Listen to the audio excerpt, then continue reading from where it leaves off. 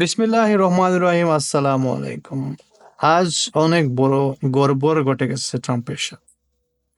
Trump কিছুদিন আগে বলেছিল আমরা গাজা দখল করব, গাজা রিবিল্ড করব। এদিকে ইয়ামেন কিছুদিন আগে বলেছিল যদি ট্রাম্প গাজা দখল করার এবার চেষ্টা করে তাহলে আমরা অ্যাডভান্স অস্ত্র দিয়ে ইসরায়েলে হামলা করব এবং আমেরিকাকেও ছাড়বো না। আমেরিকায় আমরা অনেক বড় হামলা করে বসবো, অ্যাডভান্স ওয়েপেন দিয়ে, যেটা আমেরিকা নিজেকে রক্ষা করতে পারবে না। তাদের কথা কিন্তু যুক্তি রয়েছে। ইয়ামেন অলরেডি কিন্তু আমেরিকার শিপগুলোতে হামলা করছে, অনেক ক্ষতিগ্রস্ত করছে অনেকগুলো শিপকে, এবং ইয়ামেন আমেরিকার 10টা MQ-9 রিপার ড্রোন কিন্তু শুট ডাউন করছে, ইয়ামেনের মাটিতে ধ্বংস করছে। এটা কিন্তু ছোটখাটো কোনো ঘটনা না, এটা অনেক বড় একটা সদমা চলে গেছে আমেরিকার উপর, যে হ্যাঁ আমাদের 10টা ড্রোন ধ্বংস করে দিচ্ছে। একটা ধ্বংসের দাম $30 মিলিয়ন একটা ড্রোনের দাম, এটা ছোটখাটো কিছু না।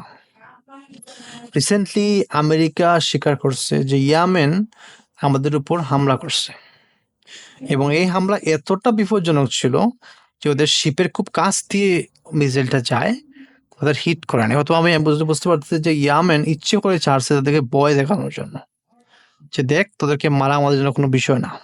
এবং এটা কিন্তু ওরা স্বীকার করছে, ভিতরে একজন স্বীকার করছে যে আমাদের যে একদম কাছ দিয়ে গেছে। আমরা খুব অবাক হয়েছি যে এত অ্যাডভান্স মিসাইল সিস্টেম ওরা কিভাবে পায়, কারণ ওদের রাডার সিস্টেম কাজ করে নাই এর উপর।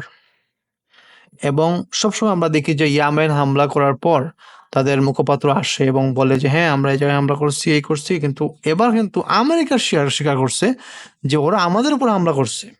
এবং এটা কিন্তু ট্রাম্পের জন্য মোটেও ভালো কোনো সংবাদ না, কারণ তার নেক্সট যে ডিসিশন সে নেবে গাজাকে নিয়ে, এটা কিন্তু খুব ভেবেচিন্তে নিতে হবে, কারণ ট্রাম্পের গাড়ে কিন্তু ইয়ামেন শ্বাস ফেলতেছে। আসসালামু আলাইকুম।